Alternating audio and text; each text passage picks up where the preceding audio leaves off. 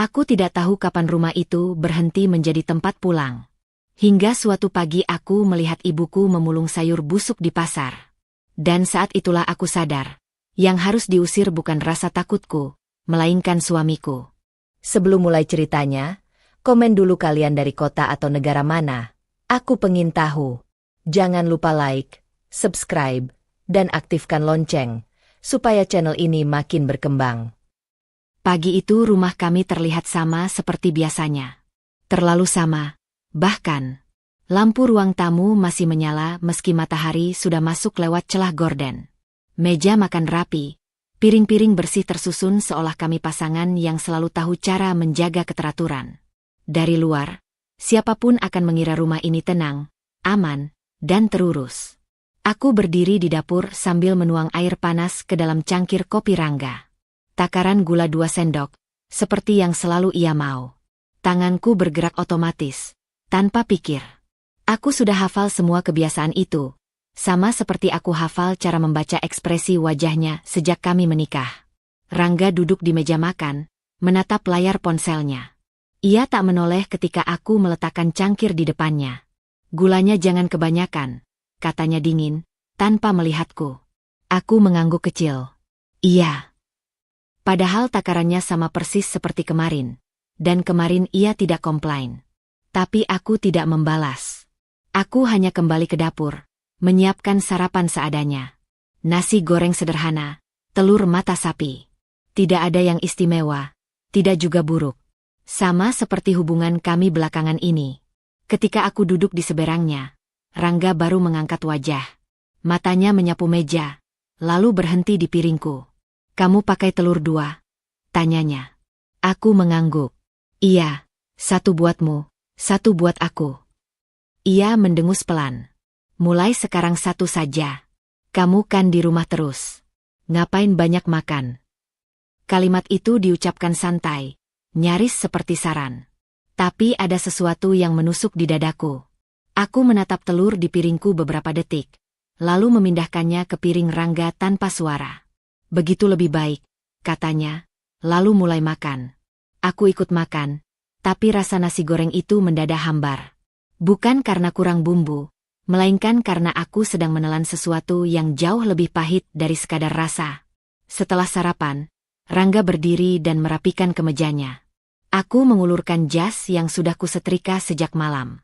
Besok aku mungkin pulang agak malam, katanya sambil mengenakan jam tangan. Ada urusan kantor. Aku mengangguk lagi. Oh, perlu aku siapkan makan malam. Ia menatapku sebentar, lalu menggeleng. Nanti aku kabari. Jangan bikin keputusan sendiri. Kalimat terakhir itu diucapkannya pelan, tapi tegas. Seolah aku sering melanggar batas yang ia buat, padahal hampir semua hal di rumah ini berjalan atas persetujuannya. Pintu tertutup di belakangnya. Bunyi kunci beradu pelan, lalu sunyi. Aku berdiri di ruang tengah, memandang rumah yang tiba-tiba terasa terlalu luas. Terlalu hening. Siang itu aku membersihkan rumah. Menyapu, mengepel, merapikan lemari. Semua kulakukan seperti rutinitas biasa. Tapi pikiranku tidak sepenuhnya di sana. Setiap sudut rumah ini seperti menyimpan gema kalimat Rangga. Tentang gula, tentang telur, tentang keputusan. Menjelang sore, aku menerima pesan dari Ibu Dewi. Pesan singkat, menanyakan kabarku. Aku membalas cepat. Bilang aku baik-baik saja. Jari-jariku sempat ragu menekan tombol kirim. Tapi akhirnya tetap kukirim pesan itu. Aku tidak ingin ibu khawatir. Saat Rangga pulang malam itu, suasana rumah langsung berubah. Langkah kakinya terdengar tegas. Disusul suara tas kerja diletakkan agak keras di sofa. Kamu nyalain AC seharian? Tanyanya. Aku menoleh dari dapur. Enggak. Cuma siang sebentar. Tadi panas. Ia menghela napas panjang, jelas tak puas. Kamu itu harus belajar hemat. Listrik bukan gratis. Aku mengangguk lagi. Refleks yang sama seperti pagi tadi. Iya, aku perhatikan. Ia membuka kulkas, menatap isinya dengan dahi berkerut. Ini kenapa belanjaannya begini? Kamu beli sayur ini lagi. Itu yang biasa kamu suka, jawabku hati-hati. Rangga menutup kulkas dengan agak keras. Aku bilang minggu lalu aku bosan. Kamu nggak dengerin, ya? Aku terdiam. Aku ingat percakapan itu, tapi juga ingat ia mengatakannya sambil tertawa, sambil menonton televisi. Aku mengira itu bukan keluhan sungguhan. Maaf, kataku akhirnya. Ia menatapku beberapa detik, lalu menggeleng kecil. Kamu itu kalau jadi istri, jangan setengah-setengah. Peka sedikit. Aku menunduk. Kata, istri, diucapkannya seperti label, bukan hubungan. Seolah peranku di rumah ini hanyalah memenuhi standar yang terus bergeser, tanpa pernah benar-benar dijelaskan. Malam itu kami makan tanpa banyak bicara. Televisi menyala, tapi aku tidak tahu apa yang kutonton. Aku hanya mendengar suara sendok beradu dengan piring, dan napas Rangga yang terdengar berat. Sebelum tidur, ia mematikan lampu tanpa bertanya. Aku berbaring di sampingnya, menatap langit-langit yang gelap. Ada jarak di antara kami, meski tubuh kami berdekatan. Jarak yang tidak terlihat, tapi terasa. Aku memejamkan mata, mencoba meyakinkan diri bahwa semua ini hanya kelelahan. Bahwa mungkin Rangga sedang banyak tekanan. Bahwa rumah ini masih rumahku. Namun di balik pikiran itu, ada perasaan lain yang pelan-pelan tumbuh. Perasaan bahwa aku sedang berjalan di dalam ruang yang semakin sempit, dengan aturan yang tidak pernah kutulis, dan kesalahan yang selalu jatuh ke pundakku. Untuk pertama kalinya sejak menikah, aku bertanya dalam hati, tanpa suara, tanpa keberanian untuk mengakuinya sepenuhnya. Apakah rumah ini benar-benar tempat yang aman bagiku? Perasaan tidak aman yang menempel sejak malam itu tidak menguap ketika pagi datang. Ia ikut bersamaku saat aku menyeduh teh, saat aku merapikan ruang tamu, saat aku menunggu pesan dari Ibu Dewi yang belum juga masuk. Aku berusaha menepisnya, berkata pada diri sendiri bahwa semua akan baik-baik saja jika aku cukup rapi, cukup patuh, cukup diam. Pesan itu akhirnya datang menjelang siang. Singkat, seperti biasa. Ibu mau mampir sebentar sore ini. Boleh? Aku membaca kalimat itu 2 kali. Jari-jariku dingin. Aku tahu seharusnya aku bisa langsung menjawab iya, tapi kepalaku sudah lebih dulu memikirkan wajah Rangga, nada suaranya, dan daftar keberatan yang mungkin ia susun. Aku membalas, boleh, Bu. Hati-hati di jalan. Setelah itu, aku duduk lama di tepi ranjang, menimbang apakah perlu memberitahu Rangga lebih dulu atau menunggu sampai ia pulang. Aku memilih memberitahunya lewat pesan, berharap jarak layar bisa melunakkan reaksinya. Ibu mau mampir sebentar sore ini. Ketikku. Katanya cuma sebentar. Balasan datang cepat. Ngapain? Aku menarik napas. Mau ketemu aku. Udah lama nggak kesini. Beberapa detik berlalu. Lalu, ya udah. Tapi jangan lama-lama. Kalimat itu seharusnya cukup membuatku lega. Tapi ada nada yang tertinggal. Sebuah batas yang ditarik tipis. Seolah kehadiran ibuku harus dihitung dengan jam. Sore itu aku menyiapkan teh dan kue sederhana. Ketika bel berbunyi, aku membuka pintu dan mendapati Ibu Dewi berdiri dengan tas kain di bahunya. Wajahnya cerah saat melihatku, tapi ada garis lelah yang tak bisa ia sembunyikan. Kamu kelihatan kurus, katanya sambil memelukku. Aku tersenyum, menahan banyak hal di tenggorokan. Ibu juga harus jaga kesehatan. Kami duduk di ruang tamu. Ibu bercerita tentang tetangga, tentang harga sayur yang naik. Aku mendengarkan, berusaha menikmati kehadirannya tanpa dihantui jam dinding. Ketika pintu terbuka dan Rangga masuk, aku bangkit refleks. Mas Rangga, kataku. Ia menoleh, lalu pandangannya jatuh pada Ibu Dewi. Senyumnya tipis, nyaris formal. Oh, Ibu. Iya, nak, jawab Ibu Dewi lembut. Ibu mampir sebentar. Rangga meletakkan tasnya. Sebentar ya. Soalnya saya capek. Kalimat itu menggantung di udara. Ibu Dewi mengangguk cepat. Iya, nak, Ibu nggak lama. Aku menuangkan teh untuk Rangga. Ia menyesap sekali, lalu meletakkan cangkirnya. Bu, rumah ini kecil. Kalau sering-sering ramai, Rini capek beres-beres. Aku menoleh tajam, tapi Rangga tak melihatku. Ibu Dewi tersenyum kaku. Iya, Ibu ngerti. Ibu jarang-jarang kok. Bagus, katanya singkat. Aku ingin berkata sesuatu.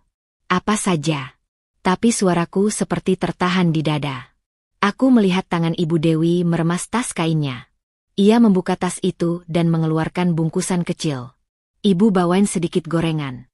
Katanya, bikin sendiri. Rangga meliriknya. Minyak sekarang mahal, Bu. Jangan buang-buang. Kalimat itu jatuh keras. Aku merasakan panas menjalar ke wajahku. Mas, kataku pelan, tapi tegas. Itu buatan ibu. Ia menoleh, alisnya terangkat. Ya, aku cuma ngingetin. Ibu Dewi cepat-cepat menyela. Nggak apa-apa, Rini. Ibu senang kok bisa bawain. Aku menggenggam tangannya. Ada getar kecil yang tak bisa ia sembunyikan. Rangga berdiri, berjalan ke dapur, lalu kembali dengan nada yang sama dinginnya. Bu, lain kali kalau mau kesini, kabarin jauh-jauh. Jangan dadakan. Ibu Dewi mengangguk lagi. Iya, Nak. Aku menatap Rangga. Mas, ibu kan keluarga. Ia menghela napas, seolah aku yang berlebihan. Justru karena keluarga, harus ngerti batas. Kita sudah rumah tangga sendiri. Kalimat itu menusuk. Aku berdiri di antara dua peran yang saling tarik-menarik. Sebagai anak, aku ingin memeluk ibuku dan berkata maaf atas semua yang ia terima. Sebagai istri, aku dituntut diam, menjaga ketenangan yang rapuh. Tak lama kemudian, Ibu Dewi berdiri. Ibu pulang. Ya, sudah sore. Biar aku antar, kataku cepat. Tidak usah, kata Rangga. Nanti keburu gelap. Ibu Dewi tersenyum padaku. Ibu bisa sendiri. Aku mengantarnya sampai pintu. Ia menepuk tanganku pelan. Jaga diri kamu. Ya. Pintu tertutup. Aku berdiri beberapa detik, menahan sesuatu yang ingin pecah. Ketika aku kembali ke ruang tamu, Rangga sudah duduk, menyalakan televisi. Kamu jangan terlalu lembek, katanya tanpa menoleh. Nanti dimanfaatin. Aku menatap punggungnya. Kata-kata itu berputar di kepalaku. Dimanfaatkan. Seolah ibuku adalah beban yang harus dihindari, bukan seseorang yang melahirkanku. Aku masuk ke kamar, duduk di tepi ranjang. Dadaku sesak, tapi pikiranku justru jernih dengan cara yang menakutkan. Ada garis yang baru saja dilewati, dan aku merasakannya dengan jelas. Aku belum mengatakan apa-apa, belum melawan. Tapi di dalam diriku, sesuatu mulai bergeser. Sebuah keputusan pelan-pelan terbentuk, belum siap diucapkan, namun tak lagi bisa diabaikan. Keputusan yang belum sempat kuucapkan setelah kepergian ibu sore itu tidak benar-benar pergi. Ia tinggal, mengendap di kepalaku, membuatku lebih berhati-hati dari biasanya. Aku mulai memilih kata sebelum berbicara, mengukur nada sebelum menjawab. Aku meyakinkan diri bahwa semua ini hanya soal penyesuaian, bahwa rumah tangga memang menuntut kompromi. Beberapa hari berlalu tanpa kejadian besar. Justru itulah yang membuatku lengah. Suatu sore aku pulang lebih awal dari belanja. Begitu membuka pintu, mataku langsung tertuju pada sepasang sandal di dekat rak. Sandal yang sangat kukenal. Dadaku menghangat, bercampur lega dan bersalah. Ibu, panggilku pelan. Ibu Dewi muncul dari kamar tamu. Wajahnya tersenyum, tapi terlihat lelah. Ibu numpang duduk sebentar. Rin, tadi capek di jalan. Aku mengangguk cepat. Nggak apa-apa, Bu. Istirahat aja. Tas kainnya tergeletak di atas ranjang kamar tamu. Aku menutup pintu perlahan, lalu ke dapur menyiapkan minum. Dalam hatiku ada kecemasan kecil, tapi aku menepisnya. Rangga belum pulang. Semuanya akan baik-baik saja. Kecemasan itu terbukti bukan tanpa alasan. Tak lama kemudian, pintu depan terbuka. Langkah kaki Rangga terdengar. Aku menegang bahkan sebelum ia berbicara. Ia berhenti di ruang tengah. Pandangannya jatuh ke sandal di dekat rak. Wajahnya berubah, bukan marah, melainkan dingin. Ibu kamu di sini? Tanyanya. Iya, jawabku. Cuma sebentar. Ibu capek. Rangga tidak langsung menanggapi. Ia melepas jam tangan dan meletakkannya di meja dengan gerakan yang terlalu keras untuk disebut kebetulan. Lalu ia berjalan menuju kamar tamu. Aku mengikutinya. Ibu Dewi sedang duduk di tepi ranjang. Begitu melihat Rangga, ia langsung berdiri. "Oh, Nak Rangga," katanya sopan. "Maaf, Ibu." "Iya, Bu," potong Rangga, nadanya tenang. "Saya kira Rini sudah jelasin." Ibu Dewi menunduk sedikit. "Iya, Nak, Ibu cuma sebentar." Rangga berdiri di ambang pintu, tidak masuk, tidak juga pergi. Posisi yang membuatnya seperti penjaga gerbang. "Masalahnya," katanya pelan, "rumah ini bukan tempat singgah." Aku terdiam.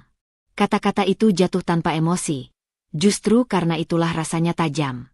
"Mas," kataku refleks. Ia menoleh padaku sebentar. Tatapannya memberi isyarat agar aku tidak menyela. "Bu, saya kerja seharian," lanjutnya. "Pulang ke rumah itu waktu istirahat saya. Kalau rumah jadi tempat orang keluar masuk, saya nggak nyaman." Ibu Dewi menggenggam tasnya. "Ibu nggak bermaksud ngerepotin."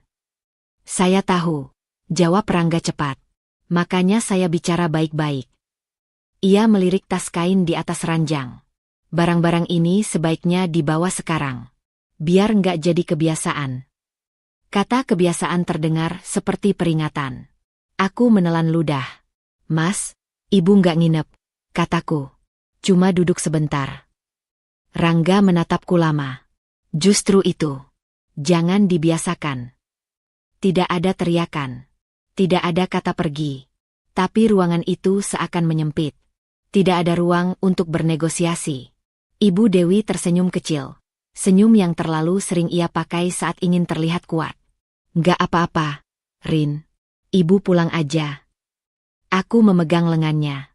"Bu, tunggu." Rangga melangkah satu langkah ke depan. "Biar cepat, saya pesankan ojek online."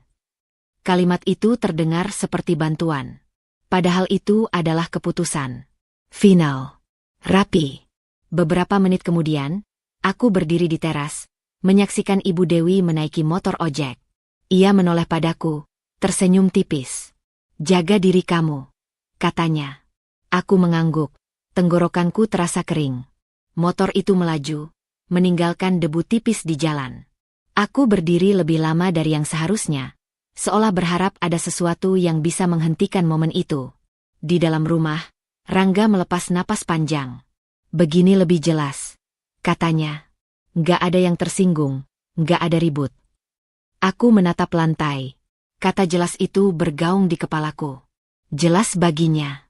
Tidak bagiku. Tidak bagi Ibu. Malam itu aku duduk sendirian di kamar. Potongan-potongan kejadian hari ini berputar tanpa henti. Tidak ada bentakan, tidak ada paksaan kasar. Hanya kalimat-kalimat tenang yang mendorong seseorang keluar, sedikit demi sedikit, sampai ia sendiri merasa tidak pantas tinggal. Dan yang paling menyakitkan, aku menyadari sesuatu dengan terlambat. Aku ada di sana. Aku mendengar semuanya. Aku memilih diam.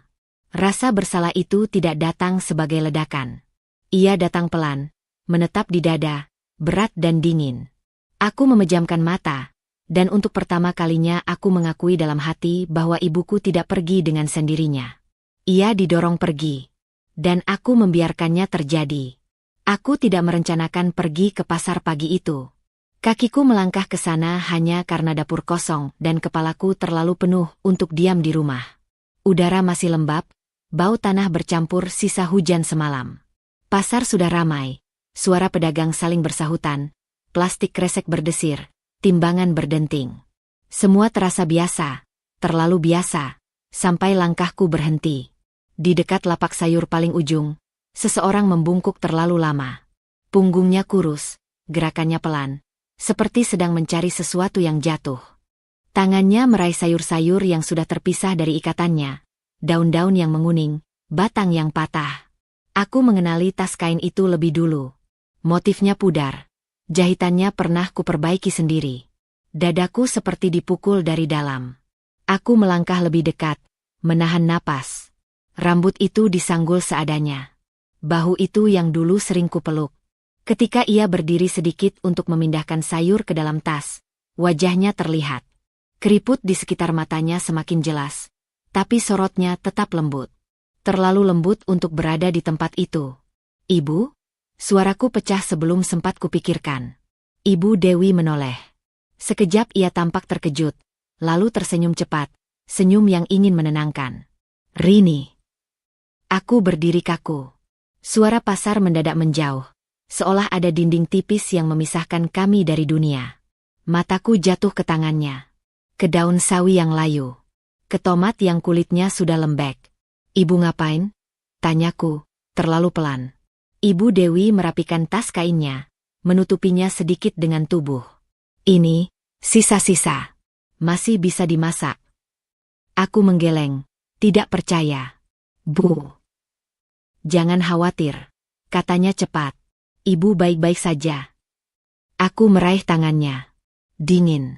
Tulang-tulangnya terasa lebih menonjol dari yang kuingat. Kenapa ibu di sini? Ia menarik napas, menatap lapak sayur. Bukan aku. Lumayan, Rin. Daripada beli. Seorang pedagang melirik kami, lalu kembali mengurusi dagangannya. Tidak ada yang memperhatikan, tidak ada yang peduli. Dunia tetap berjalan, dan aku berdiri di tengahnya dengan perasaan runtuh. Aku ingin bertanya banyak hal. Sejak kapan? Seberapa sering? Bagaimana bisa? Tapi kata-kata itu tertahan oleh sesuatu yang lebih berat. Rasa bersalah yang mendesak dari belakang tenggorokan. Ibu sudah makan? Tanyaku akhirnya. Ibu Dewi mengangguk. Terlalu cepat. Sudah. Aku tahu kebohongan kecil itu. Aku tahu cara bibirnya bergerak saat ia tidak ingin merepotkan. Aku menutup mata sesaat, lalu membukanya dengan keputusan yang datang tanpa rapat. Bu, ikut aku, kataku. Ibu Dewi menggeleng. Nanti saja, Rin. Ibu masih mau. Aku meraih tas kain itu, lembut tapi tegas. Sekarang. Ia menatapku lama, lalu mengangguk pelan. Kami berjalan keluar pasar. Aku membayar beberapa lembar uang pada pedagang terdekat tanpa benar-benar melihat apa yang kubeli. Tanganku gemetar saat menenteng kantong belanja. Panas matahari mulai naik, menusuk kulit, tapi aku hampir tidak merasakannya. Di pinggir jalan, aku menghentikan ojek. Ibu Dewi naik duluan. Aku duduk di belakang, memeluknya dari belakang, lebih erat dari biasanya. Bau pasar masih menempel, bercampur bau sabun murah yang ia pakai. Aku menahan air mata, memaksa napasku teratur. Di perjalanan, aku berbicara, cepat, terputus-putus. Bu, kenapa nggak bilang ke aku? Ibu Dewi menepuk tanganku. Kamu sudah punya hidup sendiri. Kalimat itu menghantam lebih keras dari apapun yang kulihat di pasar. Aku menggigit bibir. Hidup sendiri. Kata-kata itu tiba-tiba terdengar seperti dinding yang kubiarkan berdiri. Kami berhenti di warung kecil. Aku memesan nasi, lauk sederhana, teh hangat. Ibu Dewi mencoba menolak, tapi aku menggeleng. Aku mendorong piring ke arahnya, mengawasi setiap suap seolah itu adalah pengakuan yang tak terucap. Bu, kataku pelan, mulai sekarang jangan begitu lagi. Ia tersenyum, senyum yang membuat dadaku semakin sesak. Ibu nggak apa-apa, Rin. Aku memalingkan wajah, menatap jalan. Aku tahu kalimat itu. Aku tahu artinya. Dan aku tahu aku tidak bisa lagi menerimanya sebagai jawaban. Kami berpisah di ujung jalan. Ibu Dewi berjalan pergi dengan langkah pelan. Aku berdiri lama, menatap punggungnya sampai menghilang di keramaian. Suara pasar masih terngiang di kepalaku. Tawar-menawar, tertawa, benturan keranjang, semua bercampur dengan gambar daun layu di tangannya. Aku kembali ke rumah dengan tubuh gemetar. Setiap sudut rumah terasa asing. Meja makan yang rapi, dapur yang bersih, kulkas yang dingin.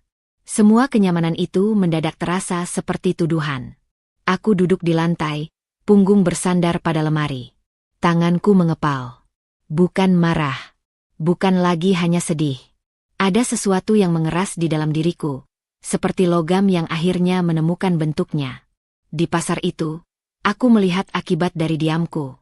Aku melihat bagaimana keputusan-keputusan kecil, pembenaran yang kuterima, berujung pada daun-daun layu di tangan ibuku. Dan untuk pertama kalinya, aku berhenti mencari alasan. Aku menarik napas panjang. Di dalam dada, sebuah tekad pelan-pelan berdiri. Tidak berisik, tidak meledak, tapi nyata. Titik balik itu datang tanpa sorak, tanpa sumpah.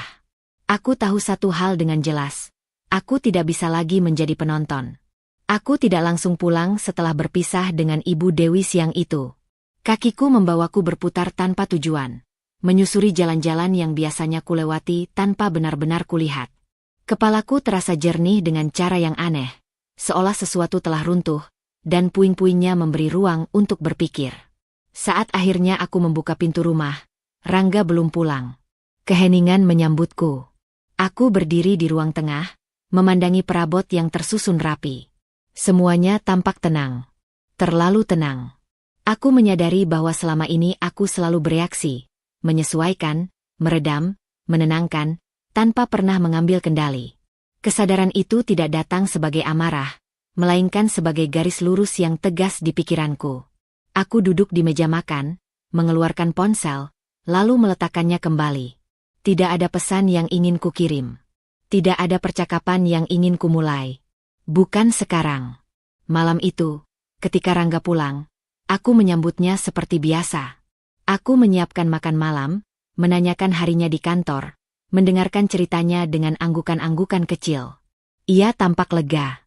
Mungkin ia mengira ketegangan beberapa hari lalu telah berlalu begitu saja. Kamu kelihatan lebih tenang, katanya sambil makan. Aku tersenyum tipis. Mungkin aku capek mikir. Ia mengangguk, menerima jawaban itu tanpa curiga. Di dalam kepalaku, aku mencatat satu hal.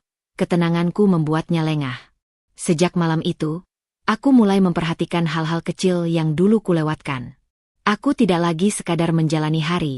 Aku mengamatinya. Jam berapa Rangga pulang? Kapan ia menjadi lebih protektif terhadap ponselnya? Nada suaranya saat menyebut uang, pekerjaan, atau aturan rumah. Pagi-pagi, saat ia mandi, aku membersihkan meja kerjanya. Bukan untuk mencari-cari, tapi untuk melihat. Ada tumpukan kertas yang selalu ia singkirkan dariku. Aku tidak membacanya, hanya memastikan keberadaannya. Aku ingin tahu apa yang ia jaga. Aku juga mulai mengatur ulang keuanganku sendiri. Aku menyisihkan uang belanja dengan cara yang rapi, mencatat pengeluaran kecil di buku catatan yang kusimpan di laci pribadiku. Tidak ada yang mencolok. Tidak ada yang berubah drastis. Aku belajar bergerak tanpa menarik perhatian. Suatu sore, Rangga berkata, aku mungkin harus lembur beberapa hari ke depan. Aku menatapnya. Oh ya? Kenapa? Proyek baru. Ribet. Jawabnya singkat. Aku mengangguk. Ya sudah. Jaga kesehatan. Ia tampak puas dengan reaksiku. Tidak ada pertanyaan lanjutan. Tidak ada kecurigaan. Aku menandai informasi itu dalam diam. Lembur berarti waktu. Waktu berarti celah. Aku mulai lebih sering mengunjungi Ibu Dewi, tapi tidak di rumah kami. Kami bertemu di tempat-tempat kecil, warung, taman, masjid dekat rumahnya. Aku tidak banyak bercerita. Aku hanya memastikan ia makan, memastikan ia tidak sendirian. Setiap kali aku pamit, rasa bersalah masih ada, tapi kini bercampur dengan sesuatu yang lebih terarah. Rini, kata Ibu Dewi suatu kali, kamu nggak apa-apa. Aku tersenyum. Aku baik-baik saja, Bu. Dan untuk pertama kalinya, itu hampir terasa benar. Di rumah, aku tetap menjadi istri yang Rangga kenal. Aku menuruti aturannya, menyesuaikan diri dengan kebiasaan-kebiasaannya. Tapi di dalam diriku, ada jarak yang sengaja kubangun. Aku tidak lagi menyerahkan seluruh diriku pada persetujuannya. Aku menyadari satu hal penting. Melawan Rangga secara langsung sekarang hanya akan membuatku kehilangan pijakan. Ia terbiasa menguasai percakapan, memutarbalikkan maksud, membuatku meragukan diriku sendiri. Aku pernah berada di sana. Aku tidak ingin kembali. Jadi aku memilih diam, tapi bukan diam yang kosong. Diam yang bekerja. Malam-malam berlalu dengan ritme yang sama. Rangga berbicara, aku mendengar. Ia mengeluh, aku menanggapi seperlunya. Ia merasa berkuasa, aku membiarkannya. Setiap kali ia membuat keputusan sepihak, aku mengingatnya. Setiap kali ia meremehkan, aku menyimpannya. Di kamar, saat lampu dipadamkan, aku menatap langit-langit dengan mata terbuka. Aku mengulang langkah-langkah kecil yang telah kuambil, memastikan semuanya tetap rapi, tetap tersembunyi. Tidak ada rencana besar yang berisik. Hanya garis-garis tipis yang perlahan membentuk pola. Suatu malam, Rangga tertidur lebih cepat. Aku bangkit pelan, berjalan ke dapur, menuang segelas air. Di pantulan kaca, aku melihat wajahku sendiri. Wajah yang tampak tenang. Hampir damai. Aku tahu ketenangan itu belum nyata. Ia seperti permukaan air yang tenang di atas arus deras. Tapi untuk pertama kalinya, aku tidak takut pada arus itu. Aku sedang belajar berenang, dengan caraku sendiri. Aku kembali ke kamar, berbaring di samping Rangga. Napasnya teratur. Tanganku terlipat di dada. Di dalam hati, aku mengulang keputusan yang tidak akan kuucapkan pada siapapun. Belum. Untuk sekarang, aku akan diam. Aku akan sabar. Dan aku akan bersiap. Ketenangan ini mungkin palsu, tapi aku membutuhkannya. Sebagai penutup sementara. Sebagai awal dari sesuatu yang lebih besar. Yang kusimpan rapat-rapat hanya untuk diriku sendiri. Rangga mulai sering tersenyum belakangan ini. Bukan senyum lelah sepulang kerja atau senyum basa-basi saat bertemu tetangga, melainkan senyum ringan yang muncul tanpa sebab jelas. Senyum yang membuatku waspada. Pagi itu, ia duduk di ujung meja makan sambil menatap ponselnya. Jemarinya bergerak cepat, lalu berhenti ketika aku datang membawa kopi. Kopi pahit, seperti biasa, kataku. Taruh saja, jawabnya tanpa menoleh. Aku meletakkan cangkir di dekat tangannya. Ia langsung menggeser ponsel ke bawah meja. Gerakannya halus tapi terlalu cepat untuk disebut kebetulan. Kamu kelihatan sibuk, ujarku santai. Rangga mendongak, tersenyum. Kerjaan. Aku duduk berhadapan dengannya. Proyek yang kemarin. Iya. Jawabannya pendek. Senyumnya tetap di sana, tapi matanya tidak ikut tersenyum. Kami makan dalam diam. Sesekali ponselnya bergetar. Ia tidak langsung membukanya. Menunggu sampai aku berdiri untuk membereskan piring. Begitu aku melangkah ke dapur, aku mendengar bunyi layar dibuka. Kamu nggak berangkat telat? Tanyaku dari dapur. Masih ada waktu, sahutnya. Aku kembali ke meja. Rangga sudah menyimpan ponselnya.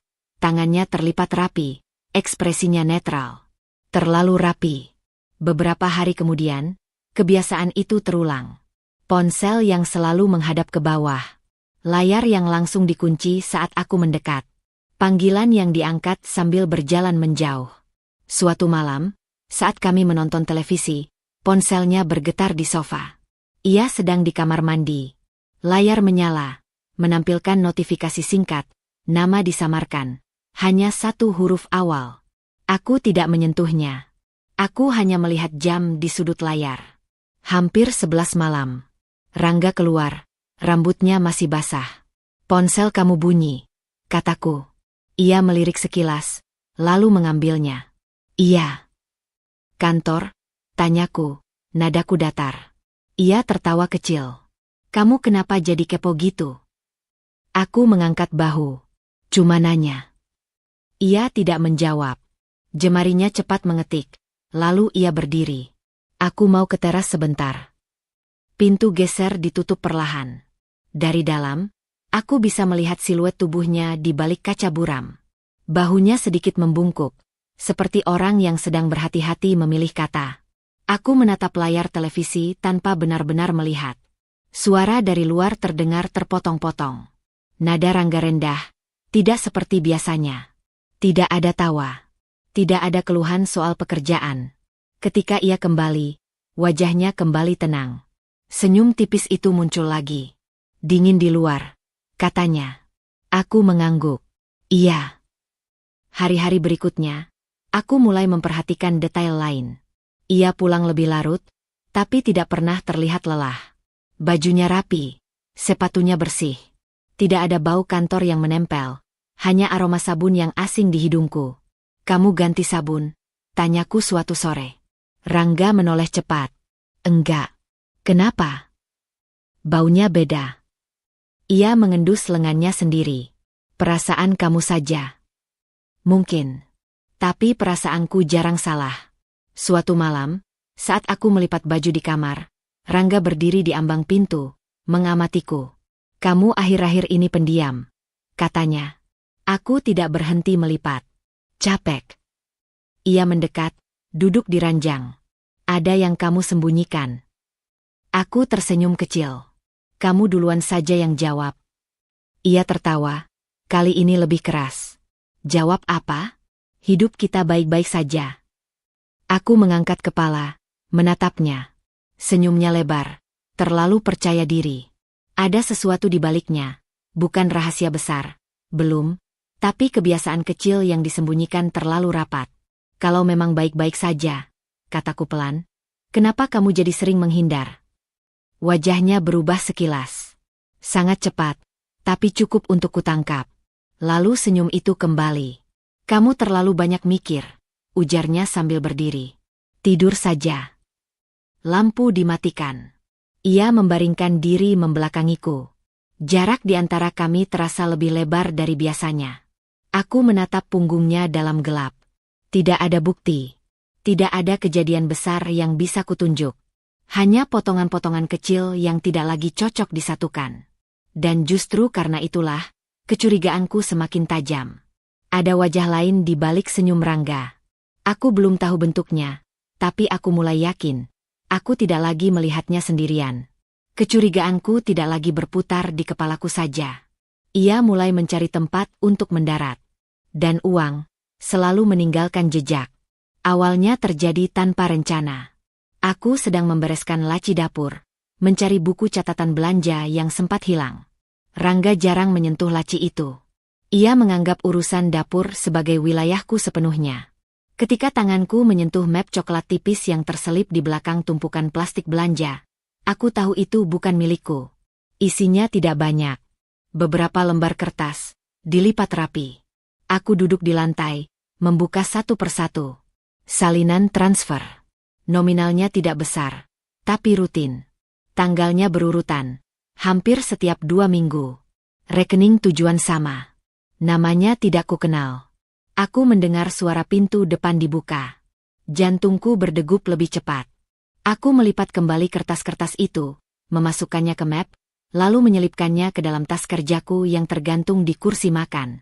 Gerakanku tenang, tapi pikiranku berpacu. Lagi ngapain? Suara Rangga terdengar dari ruang tamu. Cari catatan belanja, jawabku dari dapur. Ia tidak menanggapi. Aku mendengar langkahnya ke kamar mandi.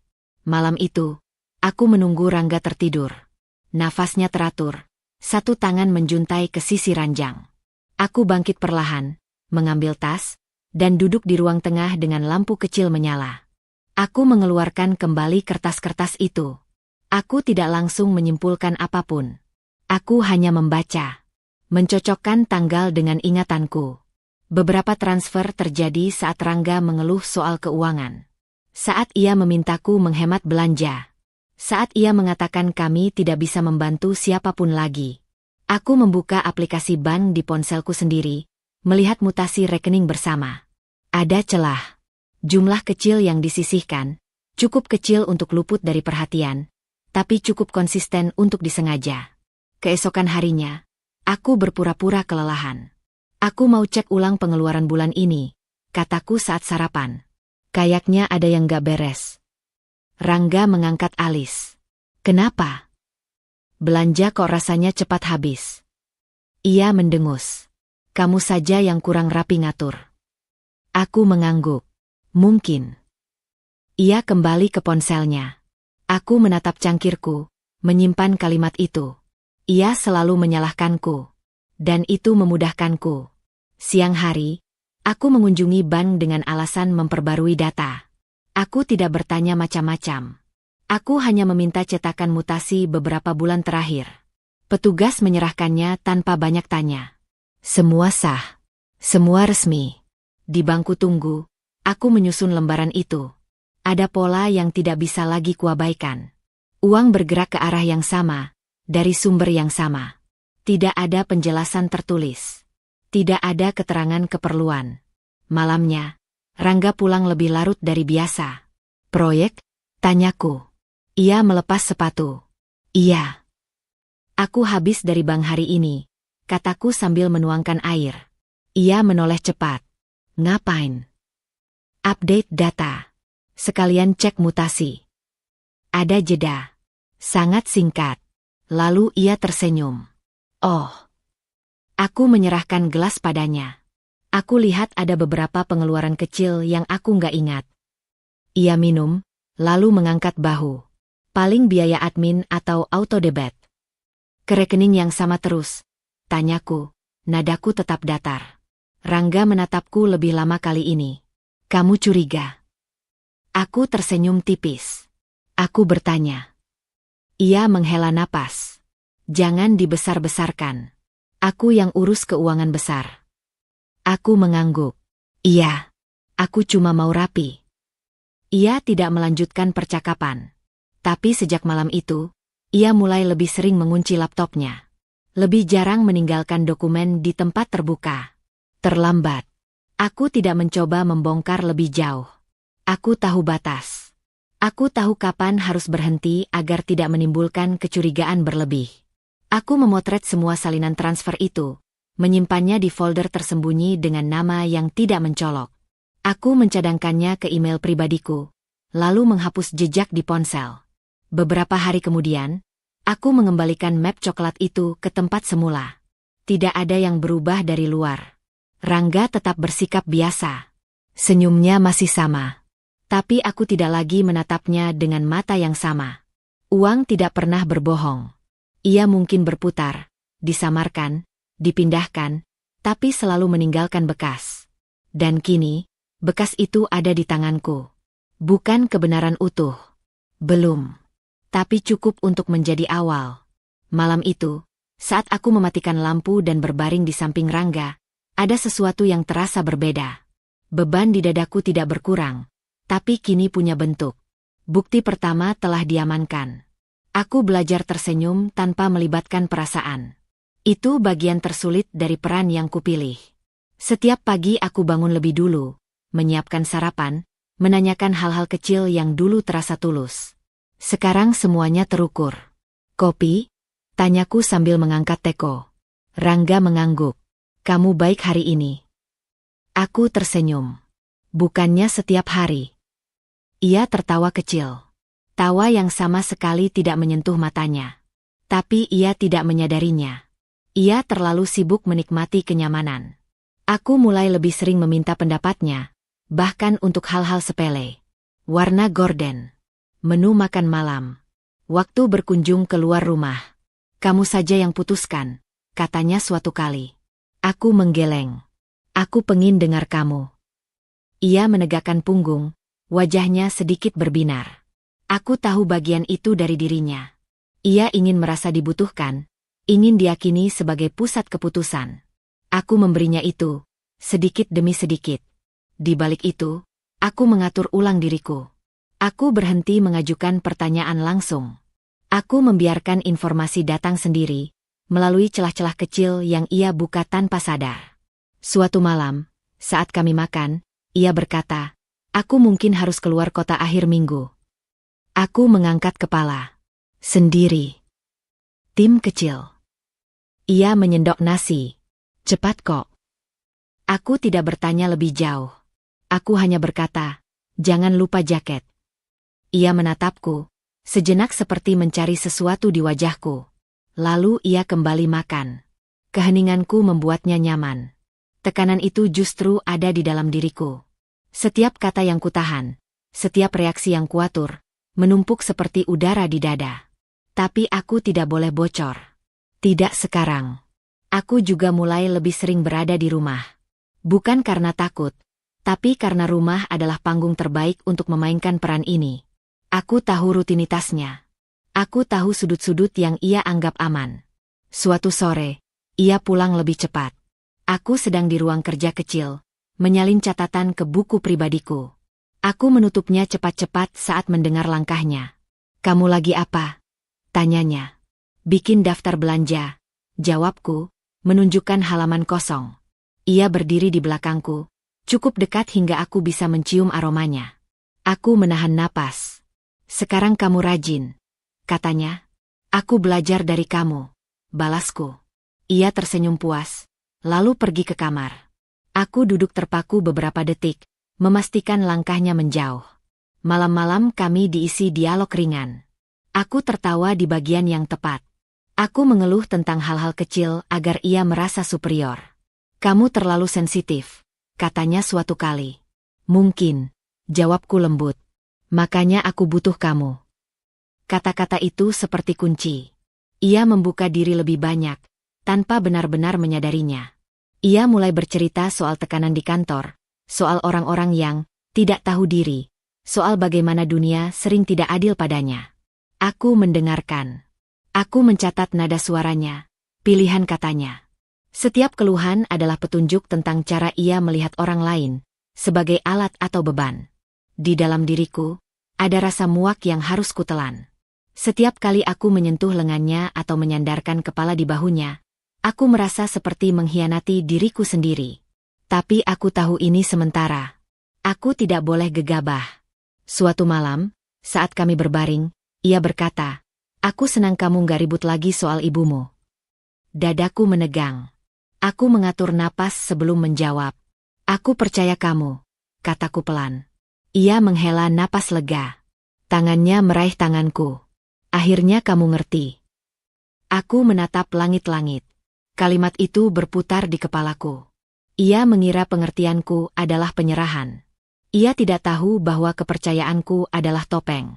Risiko mulai terasa nyata ketika suatu pagi ia memeriksa ponselku. "Kenapa ponsel kamu dikunci?" tanyanya. Aku menoleh, tetap tenang. Isinya kerjaan. "Kamu juga kan?" Ia tertawa kecil. "Iya juga." Ia mengembalikannya tanpa membuka. Tapi jantungku baru melambat setelah beberapa menit. Aku tahu semakin lama aku bermain peran ini, semakin besar taruhannya. Satu kesalahan kecil bisa meruntuhkan semuanya. Satu reaksi yang terlalu cepat, satu tatapan yang terlalu lama. Malam itu, saat aku mematikan lampu, aku menyadari bahwa aku tidak hanya menyamar dari Rangga. Aku juga menyamar dari diriku sendiri. Dan itu berbahaya. Karena semakin dalam aku masuk ke peran ini, semakin tipis batas antara berpura-pura dan terperangkap. Aku berhenti mencari secara acak. Kecurigaan yang terlalu lama dibiarkan akan melelahkan, dan kelelahan membuat orang ceroboh. Aku tidak boleh ceroboh. Aku mulai menyusun potongan yang sudah ada, satu persatu, dengan urutan yang masuk akal. Pagi itu, Rangga berangkat lebih awal. Ia mencium keningku singkat, seperti ritual yang dihafalnya sendiri. "Aku pulang malam," katanya. Aku mengangguk. "Aku masak yang ringan saja." Pintu tertutup. Aku menunggu beberapa detik, memastikan langkahnya menjauh, lalu masuk ke ruang kerja kecil. Aku mengeluarkan buku catatan yang selama ini kusembunyikan di balik tumpukan map lama. Di halaman-halaman itu, ada tanggal, jam, dan kejadian-kejadian kecil yang dulu terasa remeh. Sekarang, semuanya mulai saling menyapa. Transfer rutin. Panggilan malam. Lembur mendadak. Pengeluaran yang disalahkan padaku. Pengusiran halus terhadap Ibu Dewi. Semua bergerak ke arah yang sama. Kontrol. Aku membuka laptop Rangga dengan akun tamu. Aku tidak mencoba menembus apapun. Aku hanya melihat apa yang ia biarkan terlihat. Riwayat pencarian umum. Jadwal rapat. File bernama netral yang tersimpan di folder unduhan. Aku mencatat tanggal-tanggalnya, lalu menutup kembali. Tidak ada yang kuubah. Tidak ada jejak yang kutinggalkan. Siang hari, aku mencocokkan catatan keuangan dengan jadwalnya. Setiap kali ada transfer keluar, ada satu hal yang sama. Aku tidak ada di rumah. Entah aku sedang menemui Ibu Dewi, atau ia mengirimku belanja panjang. Ia memilih momen ketika aku tidak bisa bertanya langsung. Sore itu, aku memberanikan diri bertanya dengan cara yang berbeda. "Kamu ingat nggak, bulan lalu kita bayar apa tanggal 12? Tanyaku sambil melipat baju. Rangga berpikir sejenak. "Listrik." Aku menggeleng. "Itu tanggal 5. Ia mengangkat bahu. "Banyak. Aku lupa." Aku juga, kataku ringan. Cuma pengin nyocokin catatan. Ia menatapku sekilas, lalu kembali ke ponselnya. Ngapain ribet? Kalimat itu menutup percakapan, tapi membuka kepastian. Ia tidak ingin aku ingat. Malamnya, aku menyalin ulang semua bukti ke penyimpanan lain. Foto mutasi, salinan cetak, tangkapan layar percakapan singkat yang tak pernah ia hapus karena mengira tak berarti. Aku memberi nama berkas dengan tanggal dan waktu, bukan asumsi. Aku belajar menahan diri dari kesimpulan terlalu cepat. Beberapa potongan terakhir datang tanpa kucari. Rangga lupa menutup laptopnya suatu malam. Layar menyala menampilkan daftar pembayaran berkala. Tidak ada nama orang. Hanya kode. Tapi kodenya sama dengan rekening tujuan yang sudah kukenal. Aku tidak memotretnya. Aku menulisnya. Tangan dan kertas lebih sunyi. Hari berikutnya, aku bertemu Ibu Dewi. Kami duduk di bangku taman. Aku tidak bercerita banyak. Aku hanya bertanya tanggal-tanggal ketika ia terakhir menerima uang dari Rangga sebelum semuanya berubah. Sekitar awal tahun, katanya ragu. Setelah itu, tidak ada lagi. Aku mencatat di kepalaku. Awal tahun. Sama dengan awal transfer keluar yang tidak bisa kujelaskan.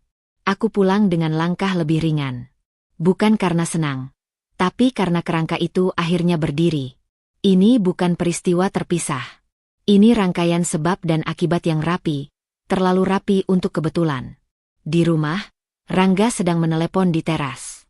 Aku melewati ruang tamu tanpa suara, tapi namaku disebut. Rini, katanya ketika melihatku. Ia menutup panggilan. Kamu kemana? Keluar sebentar. Jawabku. Butuh udara. Ia menatapku lama.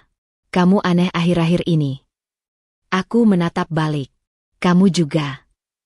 Ia tertawa, tapi ada tegang di rahangnya. Kamu mulai berani. Aku tersenyum kecil. Mungkin aku cuma mulai jujur. Ia tidak menjawab. Kami berdiri berhadapan. Jarak beberapa langkah yang terasa seperti jurang. Untuk pertama kalinya, aku tidak mengalah. Aku tidak menenangkan. Aku membiarkan keheningan bekerja. Malam itu, aku menyusun semua bukti di satu tempat, fisik dan digital, dengan urutan yang bisa kupahami bahkan saat gemetar. Aku menulis ringkasan singkat, tanpa emosi, tanpa kata sifat. Hanya apa, kapan, dan bagaimana. Ketika selesai, aku menutup map itu dan menyimpannya di tempat yang tidak akan ia sentuh. Aku duduk di tepi ranjang, mendengarkan napasku sendiri. Tidak ada kemenangan di dadaku. Hanya kesiapan. Rangga masuk kamar, wajahnya lelah. Kamu belum tidur. Sebentar lagi, kataku. Ia berbaring membelakangiku. Aku menatap punggungnya, kali ini tanpa kabut. Wajah asli di balik senyumnya kini punya garis yang jelas. Aku tidak tahu kapan aku akan bicara. Tapi aku tahu satu hal. Saat itu datang, aku tidak akan goyah. Potongan-potongan itu telah menjadi utuh. Dan aku siap berdiri di depannya, bukan sebagai istri yang bermain peran, tapi sebagai orang yang memegang kebenaran. Aku menemui Ibu Dewi menjelang sore, saat matahari tidak lagi menyengat dan bayangan pepohonan memanjang di tanah. Ia duduk di kursi plastik di depan rumah kecil yang kini ditinggalinya, menyiangi sayur sisa yang dibelinya murah. Tangannya bergerak pelan. Hati-hati, seperti takut melukai apapun yang disentuhnya. Kamu kelihatan capek, katanya tanpa menoleh. Aku duduk di sampingnya. Ibu juga. Ia tersenyum kecil. Senyum yang tidak selesai. Aku menunggu. Aku tidak datang untuk bertanya langsung. Aku datang untuk mendengar. Beberapa menit kami hanya ditemani bunyi pisau yang menyentuh talenan. Angin membawa bau tanah basah. Ibu Dewi menghela napas panjang, lalu berhenti bekerja. Rini, katanya pelan, ibu mau bilang sesuatu. Aku menoleh. Dadaku mengeras, tapi aku mengangguk. Waktu ibu masih di rumahmu, lanjutnya, ibu sering dengar Rangga menelepon malam-malam. Ibu pura-pura tidur. Ibu tahu ibu tidak punya hak ikut campur. Aku menelan ludah. Ibu kenapa nggak cerita? Ia tersenyum pahit. Ibu takut kamu jadi serba salah. Ia memandang ke depan, Bukan ke arahku. Kata-katanya mengalir tanpa nada dramatis. Justru itu yang membuatnya terasa berat. Ibu juga lihat beberapa kali kamu disuruh belanja lama. Atau disuruh ke tempat ibu yang lama. Setiap kali itu, rumah jadi sepi. Rangga kelihatan lebih bebas. Aku menunduk. Potongan-potongan itu menyatu dengan sendirinya. Ibu pernah tanya soal uang. Katanya lagi. Bukan karena ibu minta. Ibu cuma heran. Kok tiba-tiba kamu harus hemat sekali? Rangga marah. Bukan marah besar, tapi dingin. Sejak itu, ibu tahu ibu tidak diinginkan. Aku ingin memotong. Ingin meminta maaf. Tapi ibu mengangkat tangannya, menghentikanku. Ini bukan salahmu, katanya tegas. Ibu orang tua. Ibu tahu rasanya jadi beban di mata orang yang tidak mau repot. Matanya berkaca-kaca. Tapi suaranya tetap stabil. Waktu ibu pergi, ibu tahu itu bukan karena ibu. Tapi ibu juga tahu, ibu dipinggirkan supaya ada hal-hal yang tidak ibu lihat. Aku meremas ujung bajuku. Ibu takut. Ia mengangguk pelan. Takut kamu sendirian. Takut kamu tidak sadar kalau kamu sedang dikunci pelan-pelan. Kata-kata itu seperti pisau yang tidak tajam, tapi tepat mengenai urat. Aku menarik napas dalam-dalam, mencoba menahan getaran di suaraku. Kenapa ibu tidak bilang sekarang saja? Tanyaku. Karena ibu tidak mau kamu bergerak karena amarah. Jawabnya. Ibu mau kamu bergerak karena yakin. Kami terdiam. Aku mendengar detak jam dinding dari dalam rumah. Setiap detiknya terasa seperti penegasan. Ibu juga mau bilang. Lanjutnya. Waktu ibu terakhir di rumahmu, ibu lihat map coklat di dapur. Rangga langsung ambil waktu ibu mendekat. Ibu tidak tahu isinya. Tapi ibu tahu, itu bukan urusan dapur. Aku menutup mata sesaat. Map itu. Potongan terakhir jatuh ke tempatnya. Ibu tidak butuh balas dendam, katanya lembut. Ibu cuma ingin kamu aman. Dan jujur pada dirimu sendiri. Aku menatap wajahnya. Garis-garis lelah itu bukan hasil dari satu kejadian. Tapi dari pilihan-pilihan yang terpaksa diambil demi orang lain. Aku memegang tangannya. Hangat. Nyata. Aku akan membereskan ini, kataku. Ibu Dewi menggenggam balik. Ibu percaya. Dalam perjalanan pulang, jalanan terasa lebih sempit, seolah mendorongku maju tanpa pilihan lain. Aku memikirkan setiap kata ibu, setiap jeda yang ia ambil, setiap kalimat yang ia simpan terlalu lama demi melindungiku. Saat sampai di rumah, Rangga belum pulang. Aku berdiri di ruang tengah, menatap dinding yang dulu kupikir aman. Sekarang aku melihatnya apa adanya. Ruang yang dikuasai, bukan dibagi. Aku membuka map bukti sekali lagi. Aku membaca ringkasan yang kutulis. Kali ini, suaranya berbeda. Bukan lagi catatan dingin. Ia punya wajah. Punya akibat. Ketika Rangga akhirnya datang, aku menatapnya dengan mata yang tidak lagi mencari penjelasan.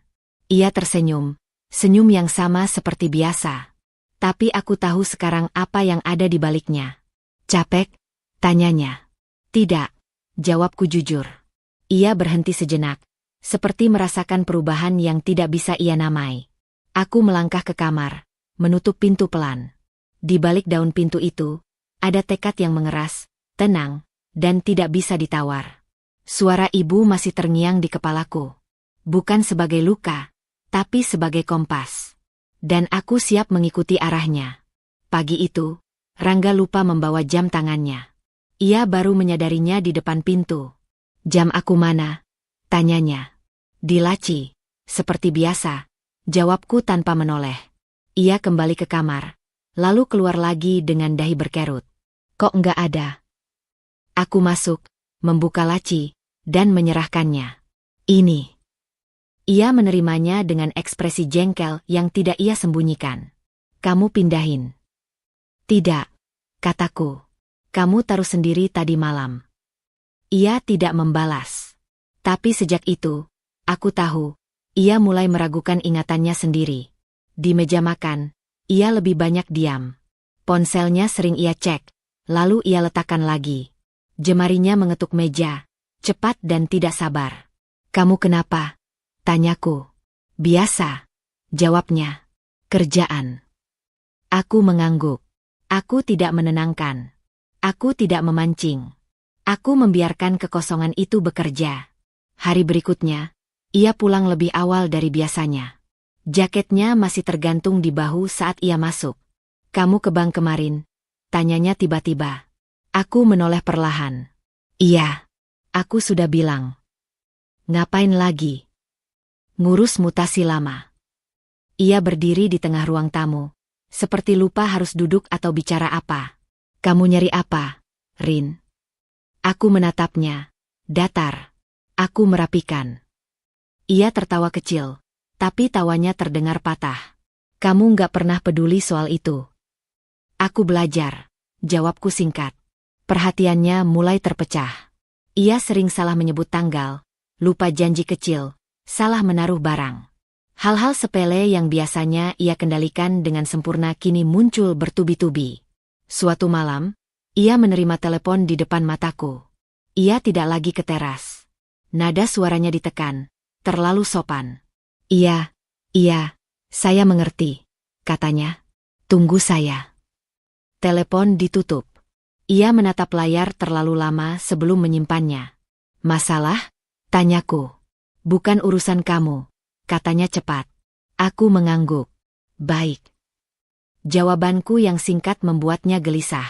Ia menginginkan reaksi, pertanyaan, kecemasan, atau kemarahan. Ketika tidak mendapatkannya, ia kehilangan pijakan. Malam itu, ia duduk di tepi ranjang, memijat pelipisnya. "Kamu tahu kan, aku ngelakuin semua ini buat kita," katanya. Aku menatap punggung tanganku. "Aku tahu kamu sering bilang begitu." Ia menoleh. "Kamu ragu?" "Aku mendengar," kataku. "Itu saja." Kalimat itu membuatnya diam. Untuk pertama kalinya, kata-katanya tidak otomatis menjadi kebenaran. Hari demi hari, aku melihat dunia yang ia bangun mulai menunjukkan celah. Bukan runtuh, tapi retak. Ia lebih sering menutup pintu. Lebih sering memeriksa laptopnya. Lebih sering bangun malam dan berjalan tanpa tujuan di rumah. Suatu sore, aku menemukan ia duduk di ruang tamu dengan map di tangannya. "Map coklat itu. Kamu lihat ini?" tanyanya. Aku mendekat, menatapnya. "Itu map kamu." Ia membuka, mengecek isinya, lalu menutup lagi. "Kok aku ngerasa ada yang kurang?" Aku mengangkat bahu. "Mungkin perasaan kamu." Ia menatapku lama, seolah mencoba membaca sesuatu di wajahku.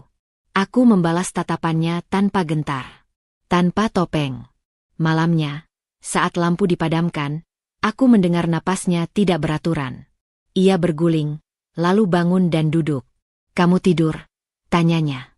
"Belum," jawabku. "Ada yang mau kamu omongin ke aku?" Suaranya lebih pelan. Aku menatap gelap. "Belum." Jawabanku seperti pintu yang tidak bisa ia buka. Ia menarik napas panjang, lalu kembali berbaring, membelakangiku. Di dalam kegelapan itu, aku tahu satu hal. Ia mulai panik. Bukan karena aku menyerangnya, tapi karena aku berhenti menahan dunia yang ia bangun. Dan bagi orang seperti Rangga, retakan kecil lebih menakutkan daripada benturan keras. Aku memilih waktu ketika rumah berada dalam keadaan paling biasa. Tidak ada hujan. Tidak ada lampu mati. Tidak ada alasan dramatis yang bisa ia jadikan pembenaran. Rangga baru pulang kerja, menggantung jaket, dan duduk di meja makan seperti hari-hari sebelumnya. "Ada teh?" tanyanya. "Ada," jawabku. Aku menuangkannya, meletakkan cangkir di hadapannya, lalu duduk di seberang. Tidak ada jeda panjang. Aku tidak menunggu keberanian datang. Ia sudah ada. "Kita perlu bicara," kataku. Rangga menatapku, lalu tersenyum tipis. "Tentang apa?" "Keuangan," jawabku. Ia menyesap teh. "Lagi." "Kali ini selesai," kataku pelan. Ia berhenti minum. Cangkir diletakkan perlahan, terlalu hati-hati. "Kamu kenapa sih?" Aku membuka map yang sudah kusiapkan, menaruhnya di meja tanpa mendorongnya ke arahnya. "Ini catatan mutasi," kataku. "Ini salinan transfer. Ini jadwal yang cocok dengan waktu aku tidak di rumah." Ia menatap map itu, lalu menatapku. Kamu ngintip aku. Aku mencatat. Jawabku. Seperti yang seharusnya dilakukan dalam rumah tangga. Ia tertawa singkat. Kamu bikin-bikin cerita. Aku tidak membantah. Aku membuka lembar pertama, membacakan tanggal dan nominal. Tidak cepat.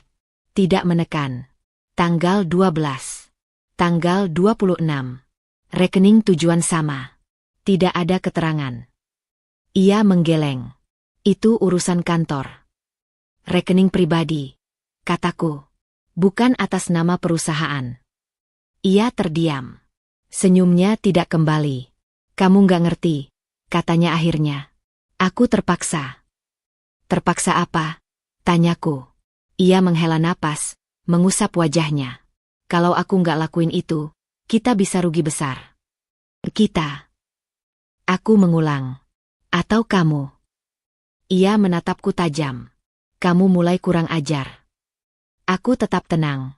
Kamu mengalihkan uang tanpa persetujuanku. Kamu menekan ibuku sampai pergi.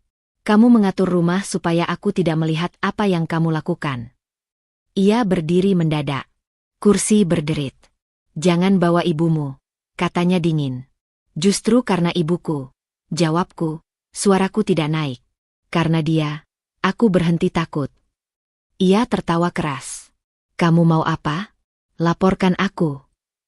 Aku menatapnya lurus. Aku mau kamu berhenti. Ia berjalan mondar-mandir.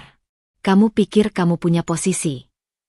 Aku mengeluarkan ponsel, menyalakan layar, memperlihatkan daftar cadangan data. Tidak kuberikan padanya. Aku punya waktu, urutan, dan bukti, kataku. Dan aku tahu siapa yang pertama kali kamu singkirkan supaya semua ini berjalan. Ia berhenti. Untuk pertama kalinya, ia tidak bicara. Kamu pintar, lanjutku. Tapi kamu terlalu yakin aku akan diam. Ia mendekat, berdiri tepat di depanku. Aku bisa merasakan napasnya. Dulu, jarak ini membuatku gentar. Sekarang, tidak. Kamu mau hancurin hidup kita? Tanyanya pelan. Kamu yang melakukannya. Jawabku. Aku hanya berhenti menutupinya. Ia menoleh, lalu duduk kembali. Bahunya turun. Tangannya gemetar sedikit saat meraih cangkir. Kamu nggak tahu akibatnya, katanya lirih. Aku tahu, kataku. Dan aku siap. Kami terdiam. Jam dinding berdetak jelas, seperti penanda waktu yang tidak lagi memihaknya. Ia menatap map itu lagi, lalu menutupnya. Gerakannya lambat. Apa maumu? Tanyanya. Aku berdiri. Kebenaran. Dan kendali atas hidupku sendiri. Aku meninggalkannya di meja, sendirian dengan bukti yang tidak bisa ia bantah. Di balikku, aku mendengar napasnya berat, langkahnya tidak lagi pasti. Untuk pertama kalinya, Rangga tidak berdiri di tengah ruangan dengan dunia di tangannya. Ia terpojok. Rangga tidak langsung bereaksi setelah malam itu. Ia justru menjadi lebih diam, lebih rapi, seolah ketenangan bisa menghapus fakta. Aku membiarkannya.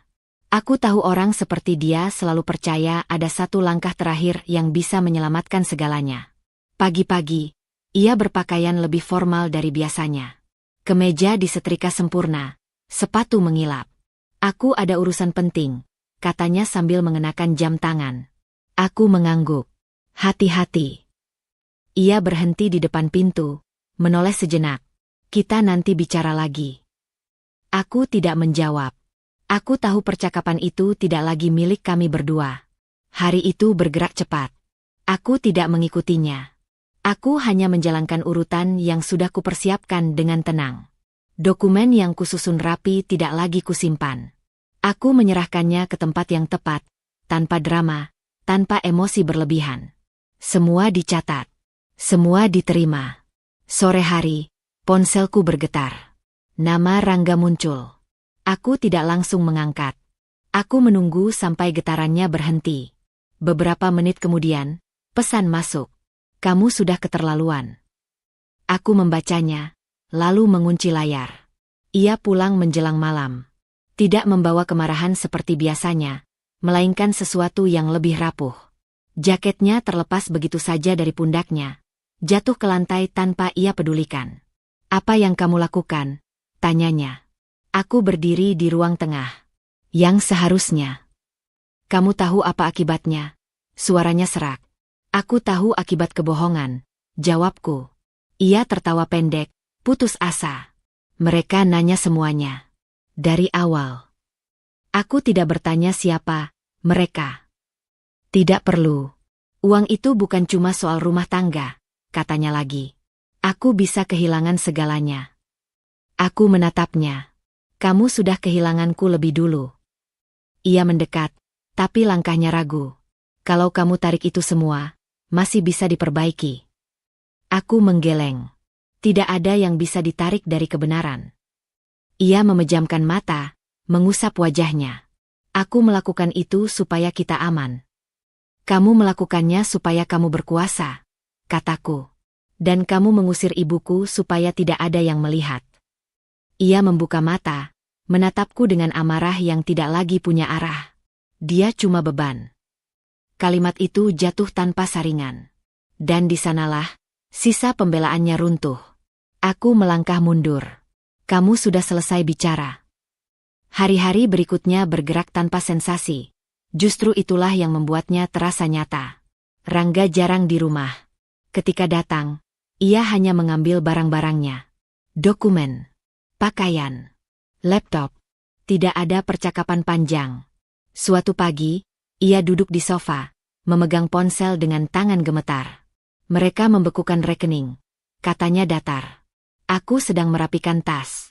Itu di luar kendaliku." Ia mengangguk pelan. "Aku dipecat." Aku berhenti sejenak, bukan karena terkejut, tapi karena kalimat itu akhirnya keluar. "Perusahaan tidak mau dikaitkan," lanjutnya. "Mereka bilang, risikonya terlalu besar." Aku menutup tas. "Kamu selalu tahu risikonya." Ia tertawa pahit. "Aku pikir aku cukup pintar." "Kamu pintar," kataku. "Tapi kamu serakah." Ia tidak membantah. Hari terakhirnya di rumah, Rangga berdiri di ambang pintu kamar, menatap sekeliling seperti orang asing. Tidak ada kemarahan. Tidak ada permohonan. Hanya kekosongan. "Kamu nggak merasa kasihan?" tanyanya. Aku menatapnya lurus. Aku dulu merasa kasihan pada diriku sendiri. Sekarang tidak lagi. Ia mengangguk kecil, lalu pergi tanpa menoleh. Pintu tertutup, dan untuk pertama kalinya, suara itu tidak membuatku terkejut. Beberapa minggu kemudian, aku mendengar kabar dari orang lain. Rumah yang dulu ia banggakan dijual untuk menutup kewajiban. Rekening-rekening diselidiki. Nama baiknya runtuh pelan-pelan, tanpa sorotan, tanpa panggung. Aku tidak merayakannya. Aku juga tidak menyesalinya. Suatu sore, aku duduk bersama Ibu Dewi. Kami minum teh di teras kecil. Angin bergerak lembut. "Dia bagaimana?" tanya ibu. "Ada," jawabku singkat. "Tapi tidak lagi di hidup kita." Ibu mengangguk. Tidak ada pertanyaan lanjutan. Malamnya, aku kembali ke rumah yang kini sunyi. Aku menyalakan lampu satu persatu. Tidak ada bayangan yang perlu kuhindari. Tidak ada suara yang membuatku waspada. Rangga kehilangan pekerjaannya. Kehilangan uangnya. Kehilangan kendalinya. Dan akhirnya, kehilangan tempatnya di hidupku. Tidak ada ampun dalam kebenaran. Hanya akibat yang berjalan lurus ke tujuan. Dan semuanya telah terbuka. Aku bangun pagi itu dengan kesadaran yang tenang. Bukan karena tidak ada masalah, melainkan karena tidak ada lagi yang kusembunyikan dari diriku sendiri. Rumah ini sunyi. Tidak ada suara langkah Rangga di dapur. Tidak ada nada perintah terselubung dalam percakapan singkat.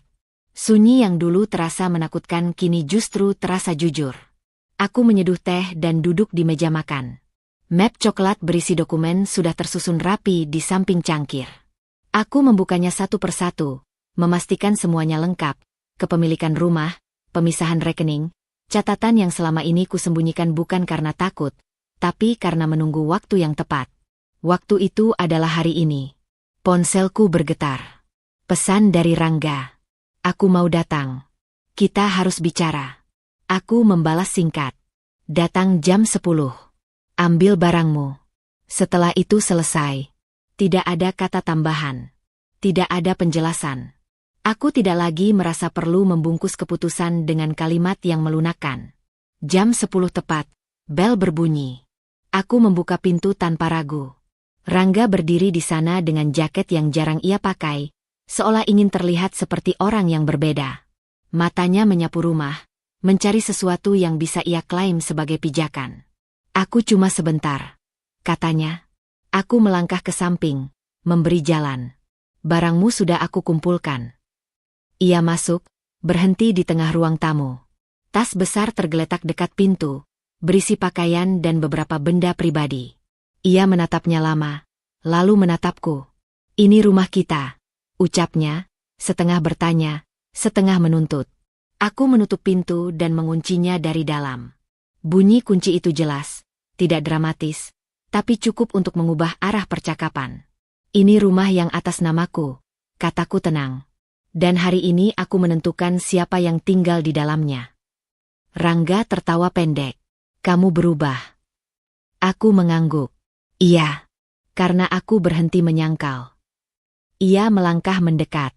Kamu tidak bisa mengusirku begitu saja. Aku mengambil map dari meja dan membukanya.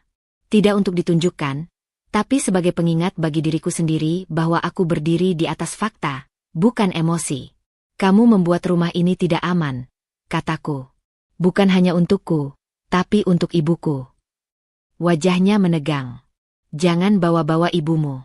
Aku tidak pernah menyentuhnya. Kamu tidak perlu menyentuh untuk melukai, jawabku. Kamu memotong kebutuhannya. Kamu memperlakukannya seperti beban. Kamu mendorongnya pergi tanpa suara, dan kamu tahu itu. Ia membuka mulut, lalu menutupnya lagi. Untuk pertama kalinya, ia tidak mencoba membelokkan kata-kataku. Aku tidak akan berdebat, lanjutku. Aku tidak meminta pengakuan. Aku memberitahumu keputusan. Aku mengambil satu kunci dari saku dan meletakkannya di meja. Ini kunci lama. Setelah hari ini, kamu tidak punya akses ke rumah ini. Tidak ada kunjungan mendadak. Tidak ada alasan darurat. Rangga menggeleng pelan, matanya bergerak cepat. Rini, dengar, aku bisa berubah. Kita bisa atur ulang. Aku menatapnya lurus. Perubahan bukan janji yang diucapkan saat kamu kehilangan kendali. Ia mendekat satu langkah. Kamu tidak berhak. Aku berhak, potongku, suaraku tetap datar. Aku berhenti menyerahkan kendali sejak kamu mengira aku akan selalu diam. Aku membuka pintu dan berdiri di sampingnya. Tidak menunjuk, tidak mendorong. Memberi ruang yang jelas. Silakan pergi, kataku. Sekarang. Hening jatuh di antara kami. Berat, tapi bersih. Ia menatapku lama, mencari celah yang dulu selalu ia temukan. Tidak ada. Aku tidak menunduk. Tidak menunggu. Tangannya akhirnya meraih tas. Langkahnya menuju pintu terasa lambat, seperti seseorang yang baru menyadari tanah di bawahnya sudah berubah. Di ambang pintu, ia berhenti. Kamu akan menyesal, katanya lirih. Aku menatapnya tanpa kebencian. Aku menyesal terlambat melindungi ibuku, jawabku. Itu saja. Ia melangkah keluar. Aku menutup pintu, memutar kunci sekali. Bunyi itu pendek, tegas, final. Aku bersandar sebentar, bukan karena lemah, melainkan karena lega. Tidak ada lagi suara yang harus kuterjemahkan. Tidak ada lagi kalimat yang harus kuterima setengah-setengah. Siang itu, aku menata ulang rumah. Bukan merombak besar-besaran, hanya memindahkan beberapa benda, membuka jendela, mengganti spray. Udara masuk, membawa rasa lapang yang lama hilang. Ibu Dewi datang sore hari. Ia menatap ruang tamu, lalu menatapku. Sudah selesai? Tanyanya pelan. Aku mengangguk. Sudah, Bu. Ia menggenggam tanganku. Tidak banyak kata. Tidak perlu. Malam turun dengan tenang. Aku duduk sendirian, menuliskan satu kalimat di buku catatanku. Bukan janji, hanya pengingat. Aku tidak lagi meminta izin untuk menjadi diriku sendiri. Di rumah yang kini benar-benar aman, aku mematikan lampu dan berbaring tanpa waspada. Keputusan itu sudah kuambil. Dan untuk pertama kalinya, aku tahu persis siapa yang memegang akhirnya. Pagi datang tanpa ketegangan yang dulu selalu menyertainya. Aku terbangun bukan karena suara pintu dibanting atau langkah yang harus kutebak suasana hatinya, melainkan karena cahaya matahari yang menyusup lewat celah tirai. Rumah ini masih sama secara fisik, tapi rasanya berbeda. Lebih ringan. Lebih jujur. Aku bangkit, merapikan tempat tidur, lalu membuka jendela lebar-lebar. Udara pagi masuk, membawa suara kehidupan dari luar, penjual sayur yang lewat, burung-burung yang ribut di kabel listrik. Hal-hal kecil yang dulu tidak pernah benar-benar kuperhatikan karena pikiranku selalu sibuk berjaga. Di dapur, Ibu Dewi sudah lebih dulu bangun. Ia sedang menanak nasi, gerakannya pelan tapi pasti. Tidak ada rasa canggung di antara kami. Tidak ada kehati-hatian berlebihan. Kami berada di ruang yang sama tanpa harus saling membaca suasana. "Kamu tidur nyenyak?" tanyanya. Aku mengangguk. Sudah lama nggak senyenyak ini. Ia tersenyum kecil. Bukan senyum lega yang meledak-ledak, melainkan senyum yang tumbuh perlahan, seperti sesuatu yang akhirnya menemukan tempatnya kembali. Kami sarapan sederhana. Nasi hangat, telur dadar, dan sambal yang dibuat ibu dengan rasa yang selalu konsisten. Tidak ada pembicaraan berat. Kami membicarakan cuaca, rencana membersihkan halaman, dan jadwal ke pasar besok. Hal-hal biasa yang dulu terasa mewah. Setelah makan, kami mulai merapikan rumah bersama. Aku tidak merasa perlu menghapus semua jejak masa lalu sekaligus. Beberapa benda kusimpan, bukan sebagai kenangan manis, tapi sebagai penanda jarak yang sudah kutempuh. Sebagian lain kugeser, kuganti, atau kuberikan. Rumah ini tidak perlu sempurna. Ia hanya perlu jujur. Ibu Dewi menata rak dapur sesuai kebiasaannya. Aku membiarkannya. Ini juga rumahnya. Bukan sebagai tamu, bukan sebagai beban, melainkan sebagai bagian dari hidupku yang utuh. Kalau susunannya begini, lebih gampang ambil, katanya sambil menunjuk toples-toples. Aku tersenyum. Terserah ibu. Kita atur pelan-pelan. Pemulihan tidak datang dalam bentuk keputusan besar. Ia hadir lewat hal-hal kecil, rutinitas baru, kebiasaan yang disepakati tanpa paksaan, ruang untuk diam tanpa takut disalahpahami. Aku belajar mendengarkan tubuhku sendiri, kapan perlu berhenti, kapan perlu melangkah. Siang hari, aku duduk di ruang tamu dengan buku catatan di pangkuan. Bukan daftar rencana besar, hanya catatan sederhana. Apa yang ingin kulakukan minggu ini, hal-hal yang ingin kupelajari, batas-batas yang ingin kujaga. Aku menulis dengan tangan yang stabil. Tidak terburu-buru. Tidak menghindar. Sesekali, perasaan lama muncul, bukan rindu, melainkan sisa-sisa kebiasaan untuk waspada. Aku membiarkannya lewat. Aku tidak lagi memeranginya. Aku tahu, pemulihan bukan berarti melupakan, melainkan berhenti dikendalikan. Sore hari, kami menyiram tanaman di halaman kecil depan rumah. Daun-daun yang dulu dibiarkan kering kini mulai tampak segar. Aku tidak menafsirkan ini sebagai simbol berlebihan. Aku hanya menikmati fakta bahwa sesuatu yang dirawat dengan sabar memang bisa tumbuh kembali. "Kamu capek?" tanya ibu. "Enggak," jawabku jujur. "Aku merasa cukup." Kata itu terasa asing sekaligus pas. Cukup. Tidak berlebihan. Tidak kurang. Malamnya, setelah makan, kami duduk menonton acara ringan di televisi. Aku menyandarkan kepala sebentar, mendengarkan suara ibu yang sesekali berkomentar. Tidak ada ketakutan bahwa kesunyian akan berubah menjadi konflik. Tidak ada kebutuhan untuk membuktikan apapun. Sebelum tidur, aku mematikan lampu satu persatu. Aku berhenti sejenak di ruang tengah, menarik napas dalam-dalam. Rumah ini tidak menjanjikan kebahagiaan tanpa masalah. Aku tidak membutuhkannya. Yang kubutuhkan adalah ruang untuk bernapas, untuk memilih, untuk menjadi diri sendiri tanpa negosiasi. Di kamar, aku berbaring dengan pikiran yang tenang. Aku tahu hidup ke depan tetap akan membawa tantangan. Aku tahu ada hari-hari ketika luka lama terasa nyeri. Tapi aku juga tahu, aku tidak lagi sendirian di ruang yang salah. Rumah ini bukan sekadar bangunan yang kutinggali. Ia adalah keputusan yang kujalani setiap hari, untuk jujur pada diri sendiri, untuk melindungi yang kucintai, dan untuk tidak kembali ke tempat yang menghapusku. Dengan kesadaran itu, aku memejamkan mata. Tidak ada euforia. Tidak ada janji kosong. Hanya ketenangan baru yang realistis, tumbuh dari keberanian yang akhirnya kuterima sebagai bagian dari diriku sendiri.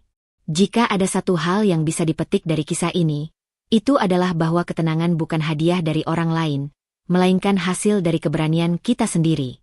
Bertahan bukan selalu tentang seberapa lama kita kuat menahan, tetapi tentang kapan kita berani berkata cukup.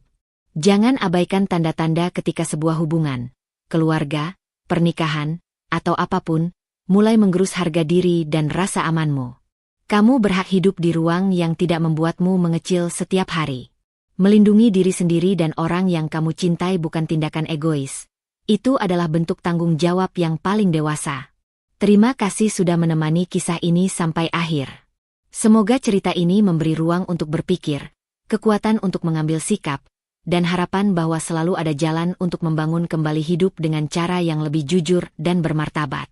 Jaga dirimu, jaga hatimu, dan sampai jumpa di cerita berikutnya. Berikut adalah hoax awal pembuka untuk cerita ini berbentuk satu kalimat 3 baris. Aku tidak tahu kapan rumah itu berhenti menjadi tempat pulang. Hingga suatu pagi aku melihat ibuku memulung sayur busuk di pasar. Dan saat itulah aku sadar, yang harus diusir bukan rasa takutku, melainkan suamiku.